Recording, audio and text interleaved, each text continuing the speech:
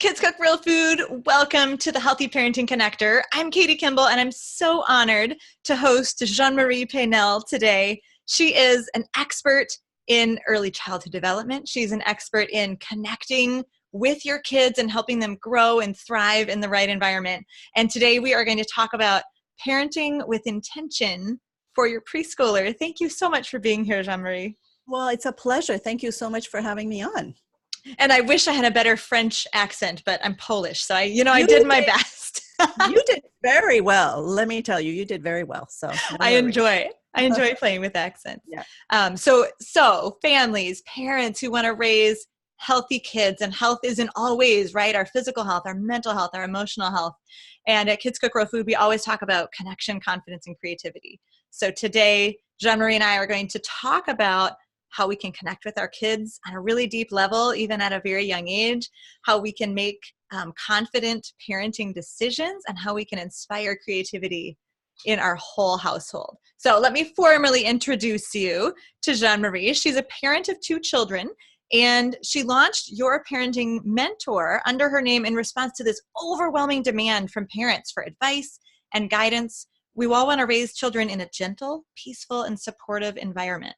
We want somewhere that's conducive to their full development, like I said, psychological, academic, artistic, spiritual, physical, cultural.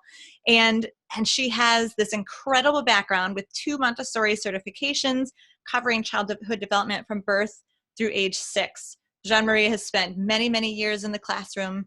And of course, she's a parent. So that brings with it extensive expertise, right?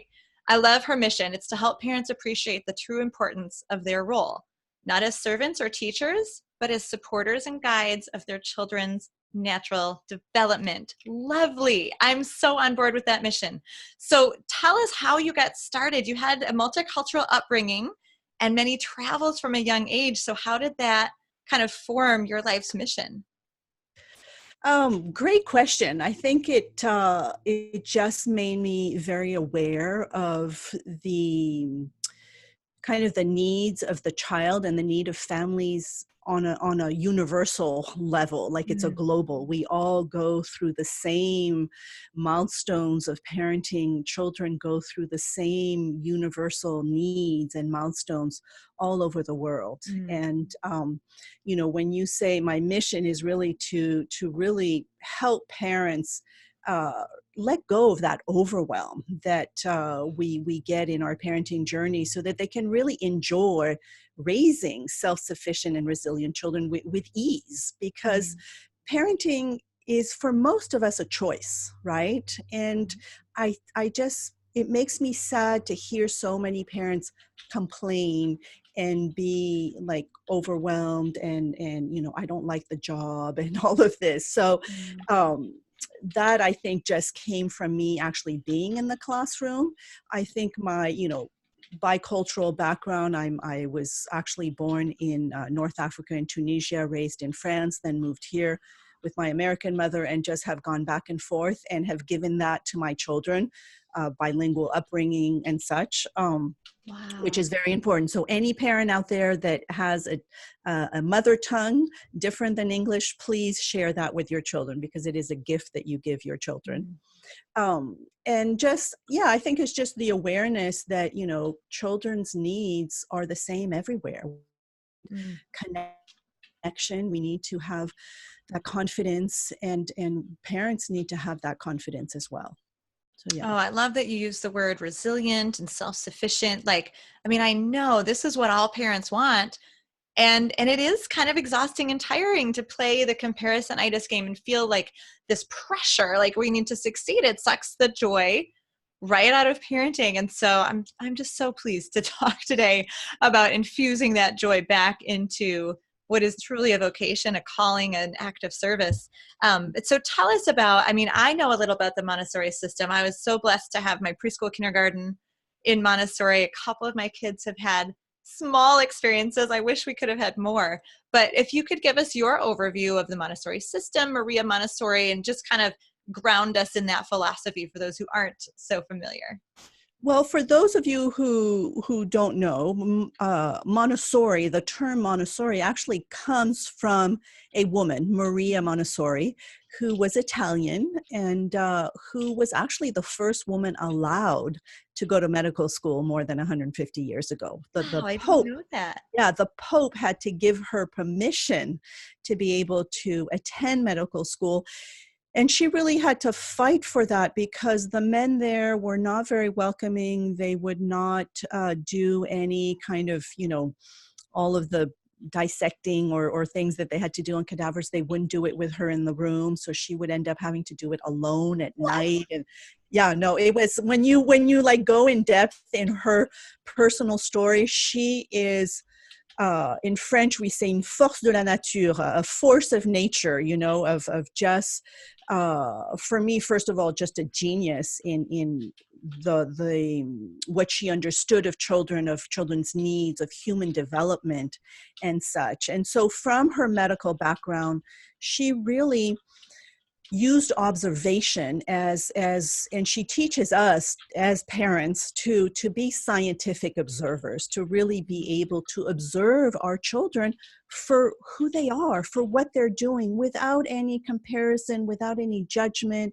or expectation, really to be able to take a step back and just observe this life that's unfolding in front of us.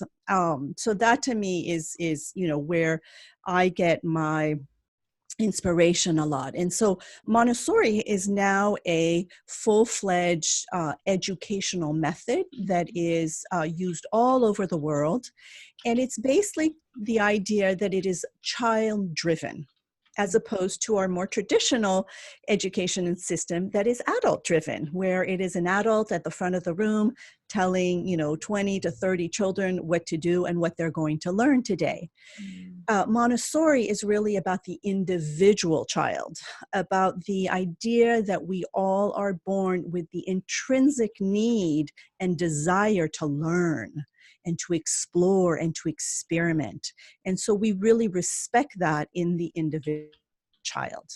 And that is really, to me, the big overarching, and it's really, for me, it's more of a, educational method. It's really an understanding of human development. It's really an understanding of what our children need from us at different stages, because Montessori goes from birth through 18 years of age. So it's really from birth until they go off to university. And she explains all of the different, what she calls planes of development and what their needs are and such. So there's a lot of very beautiful theory. And what is fascinating to me today is that what she observed back then is now all being proven with the brain research and brain scans and all of that. So everything that she had kind of, discovered and shared with us is now, it's known facts. So it's research based and stuff and such. But so it's child driven. Another very, very important aspect of Montessori, and this is what I bring to the families as well, is this idea of preparing our environment for them. You know just as much as I do that, if we want our kitchen to participate, if we want our children to participate in the kitchen, we need to prepare the kitchen for them to feel comfortable, to have things accessible and such. So we are preparing the environment for them. I always say it's like, you're expecting a guest that is maybe an elderly aunt or such that has a walker or something. Their needs are going to be different. So you're going to move around some furniture. You're going to adjust the environment to make them feel welcome. Well, this is the same thing for the child. We are really looking at our environment from their perspective, knowing that it is temporary, knowing that it changes every, 3 months, especially those first 3 years, and that we just are there to facilitate their adaptation to this world, to the world that they've been born into. So it's really helping them adapt to this time, place, and culture that they've been born into. And we do a lot of this, instinctually, but Montessori just pushes us a little bit more to really consider the environment from their perspective and what they need. So those are kind of two of the main things. In a Montessori setting, like in a school setting, you will always see, authentic Montessori schools have mixed ages. That is something very different from traditional schools. We usually keep children for 3 years in the same environment with the same guide. We don't call Montessori teachers, we call them guides. They are there 3 years, and there's, it's from 2.5 to 6-year-olds, for example, the classroom that I had. So every year there were children that left and there were new ones that came, but there were some, consistency. And it's so beautiful to see that social interaction, because it ends up being just like family life. We have the older siblings, the younger siblings.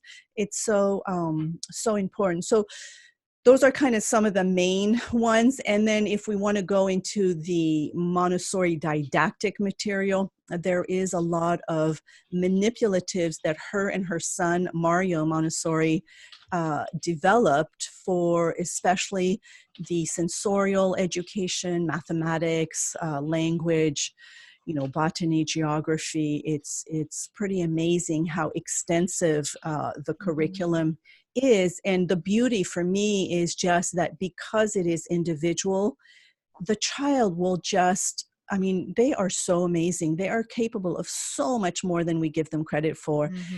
And it's, for me, it's so sad in more traditional settings, we hold them back because, no, you're too young for that. It's like, no, if they're interested, like, go for it. And that's the beauty of Montessori, is just we really follow their lead. And, I had some 6-year-olds leave the classroom that were computing large numbers of fractions and dividing and reading and writing and, knew all the countries on the planet. It was amazing, like, if you really follow their lead. So, and this is so different. Like, I'm having sort of a visceral response when you talked, as soon as you said the math manipulatives, I could picture my preschool kindergarten, which is many years ago, with the beads on the string for the tens and the hundreds and the block for the thousands. It's just clear as day. And I'm fascinated by the fact that this has stood the test of time, that Dr. Montessori was so wise and so intuitive in her observation that she could see what brain science is just now discovering. Like, bravo. Exactly. Yes, talk about a force of nature. And I just want to make clear to people too, because hearing you talk, like, the philosophy, it sounds beautiful, but it's almost hard to imagine it in the classroom, that children are choosing their own activities. They're exploring what they're most interested in. And so when I think there's a little bit of a danger when you talk about a 6-year-old doing all these vast, like, high-level academic skills, that people think, oh, good, my child will be like extra super smart, and we raise these expectations. But it's so different than what's happening in traditional schools right now, which is, I'm hearing that not only what used to be first grade skills, but what used to be second grade skills are now expected of everyone in a rote fashion in kindergarten. And that is completely not what we're talking about here. We're talking about allowing children to walk down a path that they have chosen and that they are well suited for, not that we're trying to get all of the children to be academic, excel at academics at the same level in the same way. Yeah, so. Totally. And totally. And I'm glad you bring that up, because, I mentioned this little girl, but I also had a boy, or another girl that were maybe more interested in reading, or more interested in botany and gardening and such. So it's really about following individuals. We do not want to put our children in a box and have them memorize things. We want them to understand in their core. And that's the beauty of those manipulatives. When I did my training, so you go through all the lessons, is like, oh, why wasn't I taught this way? Like, everything started to make sense because I was just, manipulating puzzles and things. It's just amazing. And I've talked actually to adults who were Montessori children, and they have, certain of those manipulatives just ingrained. Like, you say binomial cube, they see it because it was a puzzle. It was just a sensorial puzzle that we had in the classroom. We didn't need to give equations or things. Later on you do, but that concrete, the fact that you are actually working with it. And one thing that to me is so, so important in that individual education as well is this notion that we do not interrupt our children. And that, I think, is something very important at home as well. And we do this unbeknownst to us because we're, oh, what are you doing? Oh, that's nice. It's like when they are in their flow, just like you and I, when we're on a project, when we're creating something, we're in our flow. I know I turn off my phone, all notification, and I'm focused. And so children need that respect as well. And so in the Montessori environment, we really give them, 3 hours blocks of time where they can choose the activity that they, want to work on, and they can repeat it as many times as they feel they need to master the skill. And that to me is so important, as opposed to, having these 30-minute blocks of, okay, time to put things away. We're going to go over here. And, we all work at different rhythms, at different pace, and all of that. So that to me is also something very, very important, in that we really respect that individual concentration. And to me, it's just a nurturing of that innate, that we all have, that curiosity and that love of learning, that I think gets a little bit squashed when we are told to memorize things that we don't even understand why we're memorizing them, or we're not even interested in, what it is. So that's the beauty of it. Yes, I'm so encouraged and a little sad, just because, again, only 2 of my children had a Montessori experience. And actually my oldest, Paul, had preschool, kindergarten, and then it was a school that went up to grade 6, and we moved away. So I'm like, oh, we almost experienced that, like 1st through 3rd grade kind of pod. And I'm just so disappointed. But I'm trying to internalize right now, like for my week, do not interrupt the children's flow, because I think that is something that's applicable to all parents. Like if we don't have a Montessori classroom opportunity, right, we can do some of this in our own home and allow our children to, approach what most interests them and figure out what flow feels like. So how do we apply the Montessori philosophy to parenting? So just like you're saying, understanding human development is for me the most important. Like really understanding our children's needs and desires, that they are just born explorers. They're born curious little beings. So it's really for us to observe, like really be that scientific observer in your own home, and discover what it is that they're interested in, so that you can give them more of to fulfill that interest. There's oftentimes parents will tell me, and this is the work that you do, but parents will tell me, oh, I just, I'm having a really hard time. I can't get dinner on the table. My child is always wanting to, be with me and all this. And it's like, well, yes, right. They're telling you that they are fascinated with what you're doing and they want to do the same. So how can you make them a part of what you are doing? And that to me is really what, quote unquote Montessori parenting is. For me, it's what parenting is in general, but it's really about involving your children in the mundane day-to-day tasks that you think are boring and chores and everything. And for them, they are so fascinated by doing what the adults are doing. And, and I say, please do not wait until you think that they're ready for it, because that will be too late. It's really when they show interest, that is when you share those skills with them. Yeah, absolutely. There was a group of sociologists who did some research. They went to other countries and found that children were doing so many chores. These 8-year-olds were like, oh yes, I cook dinner for my family and I do the laundry and I do this, and they're excited about it. And the sociologist said, this is not our experience in America.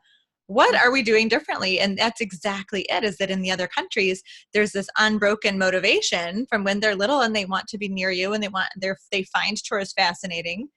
And we here in America say, oh, the kitchen's not the place for you. We kick them out. We say, you're not ready. You're a hindrance. You're too little. And we train our children's brains that the kitchen is not a place for them, that they Exactly. don't belong there. And then, yeah, by the time we want their help, they're not motivated at all anymore. Exactly. And you know, and we think that we need to constantly entertain our children. So when they come and they want to be in the kitchen with us, we're like, no, no, no, you know, go play.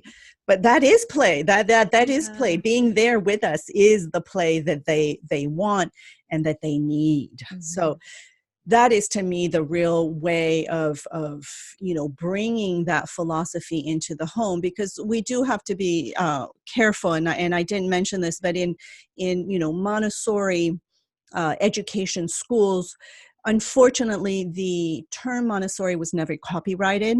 So we need to really do our homework ahead of time to make sure that, you know, the philosophy is being followed, mixed ages, you know, uninterrupted work cycles and things like that.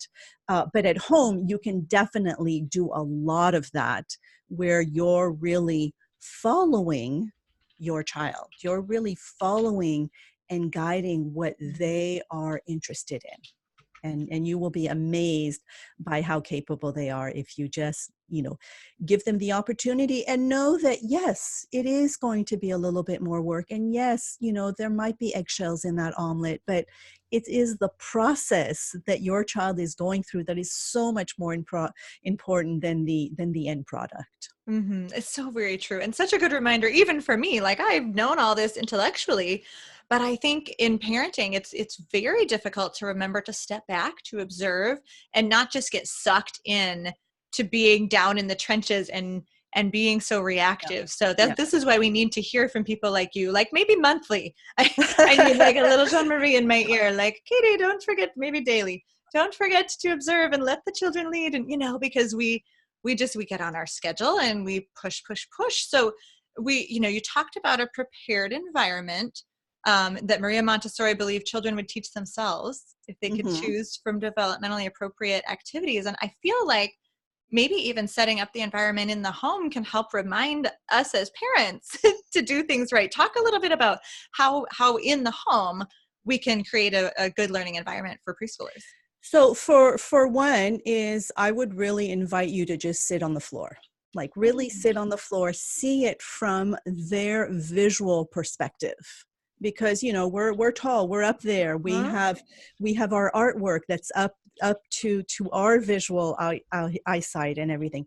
Get down at their level and see the environment from their perspective. See where we can enhance it, beautify it, maybe put some of those family photos down low so that it is at their eyesight, so you can start conversations, so you can tell stories of ancestors or you know, family members that aren't living nearby or things like that. Beautiful way to encourage language and storytelling and such.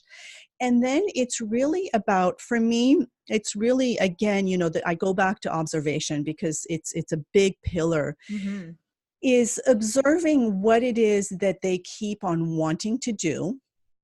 And so there it's about, how can I make this activity independent and self-sufficient for them, always being safe, but how can I encourage the, you know, the likelihood of them choosing that activity on their own without needing my intervention, without needing, you know, me to get pieces of whatever, you know, that activity is going to need. Because, for example, you know, in the classroom itself, we always create trays or baskets with everything that is needed for that particular activity there, so that it is really complete. So the child can really take that basket or that tray and go do whatever it is. So at home, try to do the same thing. For example, just for snacks, for example, you know, you're the one that is in control of what you put in your fridge and the food that you're going to bring into your home. But if you know that your child can maybe core an apple, well, have an apple, the cutting board, and the apple core out, so that snack time, when they're hungry, say, oh, would you like to prepare yourself an apple? they know how to do it. And it is just so satisfying for them to be able to do it on their own. So, there's definitely a sequence of skills that they need to learn to be able to do that. But it's, or even, and the other thing to observe too is, what are they asking for repeatedly?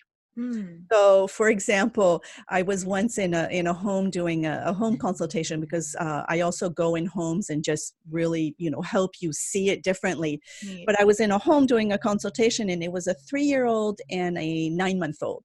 And the 3-year-old, I swear to you, he probably asked for water about 15 to 20 times when we were there, because we know toddlers, right? They'll take a sip and then go off and do something else, and then they come back.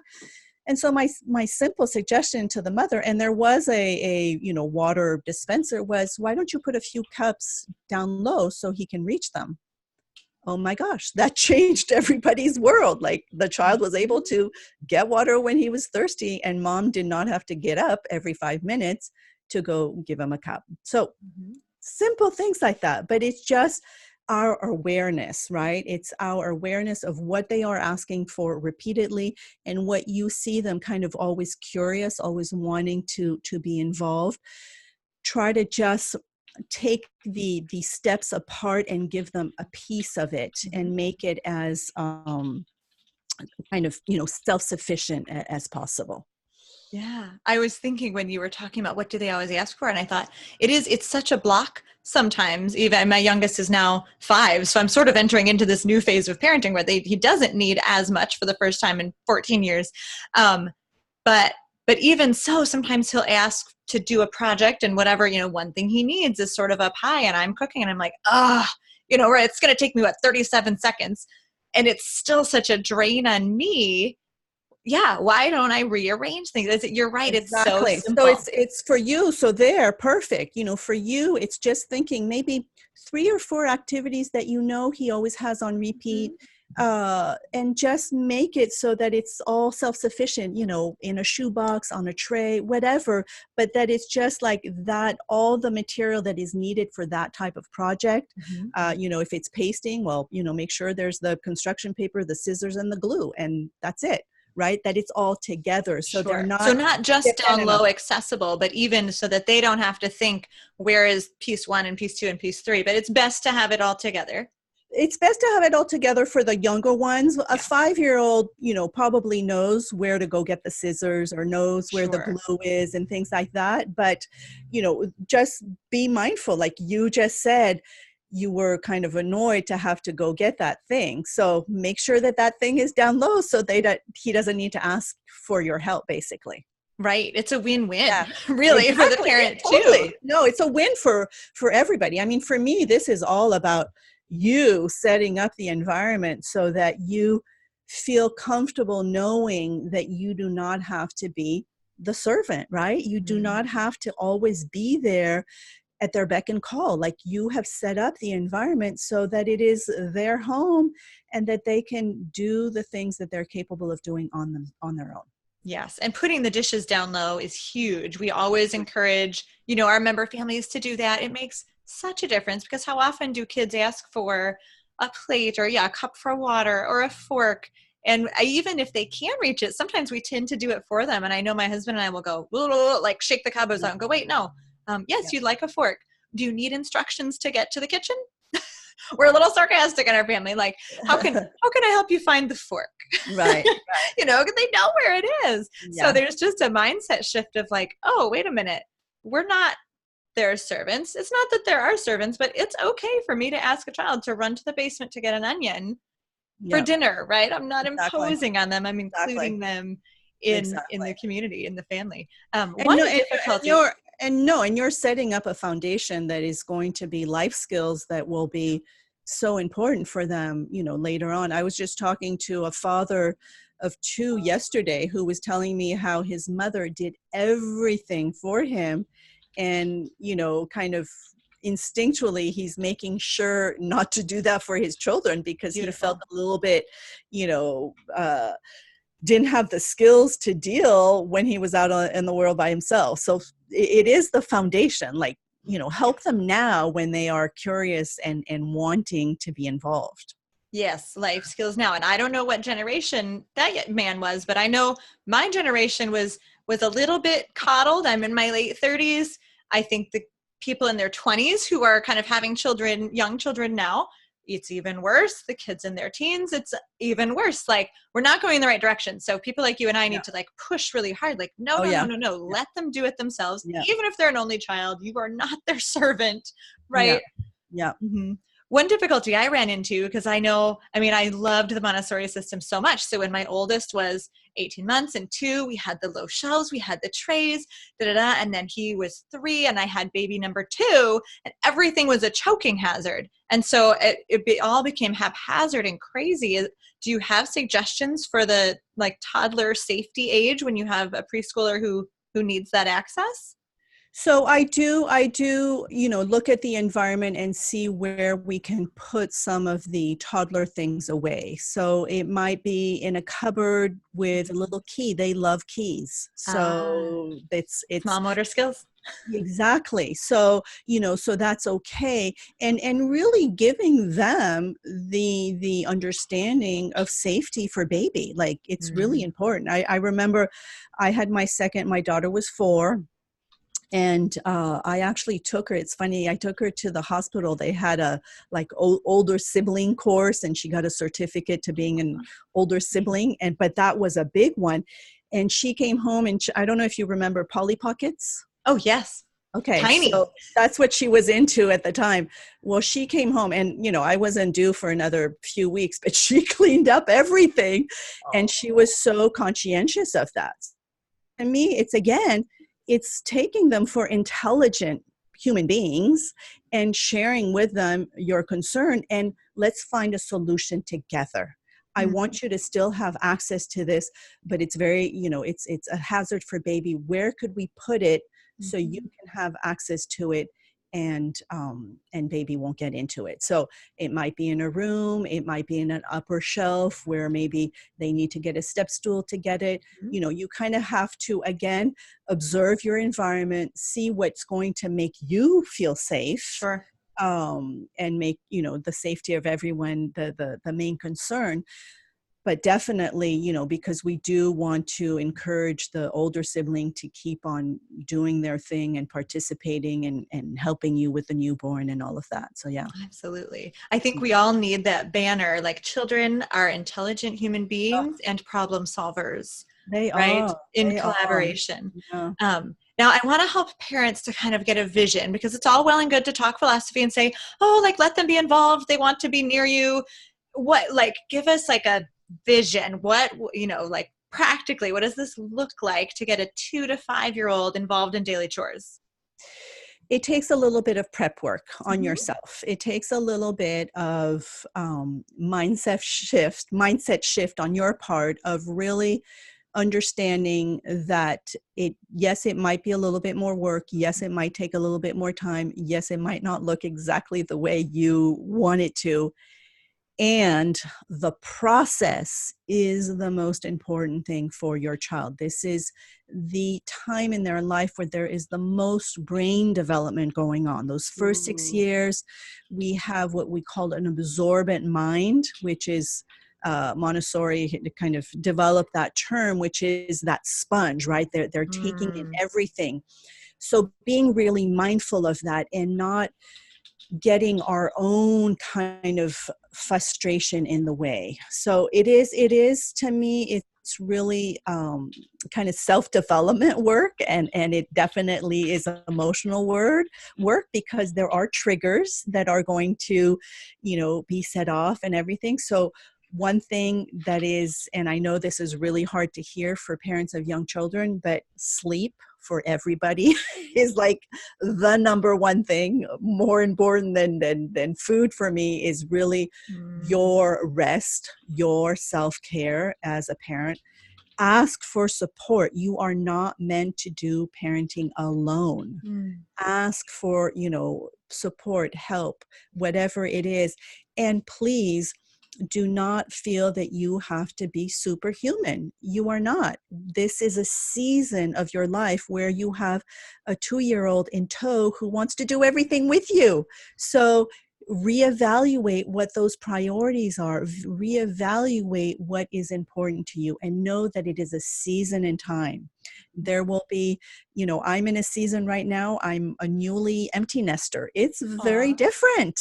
It's very different. And so it goes by very fast. So be very focused in what your child needs at those different times of development. Sure.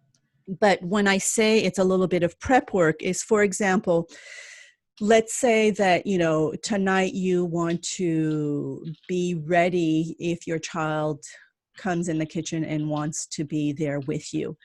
It takes a little bit of prep work in that you have to kind of think ahead. You have to think ahead of a few steps so that you can gather everything, so that everything is there, as opposed to going, wait, I need to go get this or that. Like really think ahead, kind of like a lab experiment. We get everything together so that we can do the experiment. It's kind of the same thing when you're in the kitchen with them. Just get everything ready and be okay with them not going, through all of it. Like be okay with, I always give the example of let's say you're making mashed potatoes.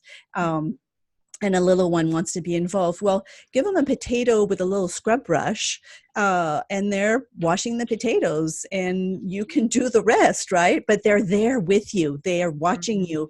They're connected. You might never see that potato again, and that's okay, right? It's the process. It's the process, exactly. And they might bite into it. They might smell it. They might, whatever, but it's the process. And then the next time it will be the potato and the peeler. And the next time it will be, the potatoes are cooked, you can have them mash them. So it's just a progression of the skills. Absolutely. And keeping it positive is so important because we want our kids to enjoy being in the kitchen and not be frightened of, mom blowing up or negative reactions or stressful energy. And I know, when you talk about having everything there, I've felt both sides. It's awful when you're like, oh, just a second, I got to get this, just a second, I have to get this. And I start to feel a little worked up because then they're waiting on me and there's guilt, and now dinner's taking longer. And it's kind of what we do in our course is we say, okay, I'm going to lay it out for you. I'm going to give you the supply list. You have much less thinking to do. And I actually counsel parents to never do a new skill with a child right before dinner because we're generally time pressured at dinner. So I would even say step back even further and set aside an intentional time on a Saturday morning or after a school day, when the child's just had a snack and everyone's happy and well fed. Definitely. And then teach a new skill. And that way you can sort of invite them in to the kitchen in a few days later to practice that skill, and it won't slow you down as much. I think that's important for parents. Definitely. And that's where, where setting up the kitchen and the low shelf comes in, because you could very well have in a bowl a potato and a scrub brush, and they can practice that every day and any time of day, right? So that when the time comes to wash all the potatoes, they're so ready for it, for sure. Or even getting dressed, I like to leave on the low shelf a few clothes that they can just practice putting on and off, that we're not, having them do it when we're rushed and we need to get out the door. Like these are all skills that take time. And we know that children need time to repeat. Repetition is the mother of all learning. Like we need to be able to repeat things to be able to master those skills. So give that opportunity to your child. Oh, I love that. And I thought of when you were talking about sort of that mindset shift, I'm picturing doing a task like dusting with the child and really speaking to ourselves in our heads here, parents, like what's more important, a perfectly dusted coffee table or a child who grows up to be independent and responsible and motivated? Exactly. That's the choice we have. And I often make the wrong decision, but I can give a little story of hope because I have a 5, 8, 11, and 14. And when we call them family responsibilities instead of chores, just a, semantics thing.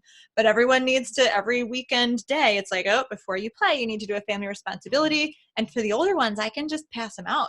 You clean this bathroom floor and this bathroom mirror, and they're like, they're off and running and trying to get it done quickly. And then, of course, my 5-year-old, I'm like, what do I have time to teach him today? But so I know it's important because I'm already seeing the benefits on the other end, but yet it's still like, it still feels like, now I gotta, I have to really think it through with the younger one. And Katie, I would actually encourage you to ask your older ones to show the younger ones some skills. Yes, we call that the trickle-down effect. Teach the older ones right, and then it tends to, for laundry, that's definitely happened. I've only taught one child to fold laundry. Perfect. Perfect. Yeah. It's a good thing. The more children you have, the more efficient your time is. Invested. It's good. Well, let's talk about, kids cook real food. We got to talk about the kitchen briefly before we close here. How is food and cooking handled in the Montessori philosophy and getting even the littlest ones involved? Although I guess we talked about it with we talked a lot about it, but one thing I will add on this is community meals. Very important. In the Montessori classroom, the toddlers, the 18-month-old, they are sitting down at a large table together, and they're waiting for everybody to have food in their plate, to say thank you, and to start eating together. And it is a time that we share together. And for me, and this is not Montessori in particularly, but for me, family meal is really a foundation to having a connected family, to being aware of what is going on with our children, especially as they get older. So really establishing those foundations from the very beginning. I am really a big proponent of sitting down with your child, even when there are little ones. I don't like the high chairs when I feel like they're on an island by themselves and we're just putting food on the platter. Like, really sit down with them. You don't necessarily need to be eating, but just being there with them. They need us to model how to use our utensils, whatever culture we're in. They need to see us do it. So, one of the things to me that, I hear a lot of parents ask me is, oh my gosh, dinner is such a dreadful chore, like they won't sit down and all of this. Well, again, this is going to take a little bit of prep work on your part. And that is to be aware of everything you need on the table, so that you are not getting up to go get the salt or to go get the water or to go get the next course. Like, maybe even have a little cart next to you where you have everything. Or if you do need to get up, you say, I am just getting up to get something and I will be right back. Because again, what are we modeling to the child? We keep on getting up and we keep on being distracted. So be very intentional about that family meal that I highly recommend to do on a daily basis, because, like I say, this is the foundation that you're setting up. And when you have older children, like you do, your 14-year-old has things going on in their lives. And if they know that this is a safe place where they can talk and they can share what's going on, it really makes a big difference. I know for me, for our teenagers, there's a lot of things that we caught at that dinner table where we were able to unravel and understand and help them through it. And if we don't have that moment in the day can connect as a family, that makes it really difficult. Yep. And it has to be said, no screens, because we're not connecting with each other when we're on our phones, and that applies to adults too. Yep. And I think that was very convicting, actually, when you were saying, why are kids getting up? It's because we're getting up and we're not explaining our actions. I thought, oh my goodness, how many parents out there, I'm raising my hand, just went, oh my goodness, and the jaws just dropped, like, why are we, yelling at our kids to sit still when we're jumping up and down like a jumping bean? So that's so just again, and even with your children, like, did we remember to put everything on the table? What else do we need? And just making sure that, everything is there. it might look a little messy. There might be a little bit, but maybe get a big lazy Susan and make sure everything is there. But it's just really the importance so that you can really sit down and have and make it a time for you to just sit down and relax and enjoy this meal with your children. So, yes. So emotionally, psychologically, we need to connect, and physically we're supposed to be seated and breathing. And that's how we literally digest our physical food. I know I'm a little bit like a drill sergeant before dinner. I'm like, all right, everybody, I need 3 kids to be grabbing things from this counter and carrying it in. Think ahead. What do we need? Somebody who's in charge of forks. It's like a little crazy, and it doesn't always work. We don't always get everything over there, but it is, it's constructive chaos to be sure. Constructive chaos. I like that. Oh, Jeanne-Marie, this has been so encouraging, so convicting, so practical and philosophical. Everything I love for the Healthy Parenting Connector. And I do like to leave parents at the end with just a super practical step that we can walk away from and think, I will do this today, and get sort of a quick win and feel that little dopamine hit from, okay, this worked. I did something right. What do you recommend? So I think I will leave you with just a little mindset shift. So for one, I've prepared a little PDF for you, 21 positive discipline tools, and so that you can get a little bit more. But this is one thing that I am often saying to parents. And if you can remember this when your child is having a tantrum or you're being triggered by, something they're doing, please remember that they are not purposefully giving you a hard time. They are having a hard time. And this is the only way that they know to express it. So be the adult in the room, be the guide, and help them through it. Get down to their level and just show compassion. Don't try to fix it in the moment because their reasoning brain is not functioning at that moment. Just know that they are just having a hard time. They're not doing it on purpose to upset you. So just remember that. They are not giving you a hard time. They are having a hard time. That is beautiful. So many little emblazoned phrases I need all around my house.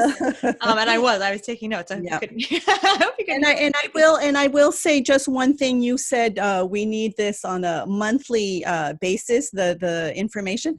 I don't know if you knew, but I started a podcast last month called The Art of Parenting.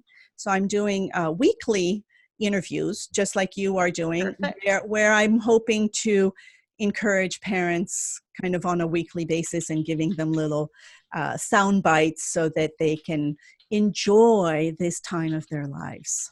Oh, beautiful. Yeah. Beautiful. Well, thank you. We have so many little phrases and pieces to link to on your YouTube channel and your site, and we'll just get everybody sent your way. So thank you so much for your time today, Jeanne-Marie. And thank you so much for doing this and sharing all this beautiful content and all the wonderful work you do to getting our children in the kitchen. So thank you. Oh, we're all on the same team, pushing the ball forward, pushing the children out into the world, right? Definitely. Definitely. Oh, well, thank you again. And for those of you listeners, this has been an episode of the Healthy Parenting Connector, and I'll be back next week with another expert to connect you who so want to raise healthy children with the information you need to make it happen.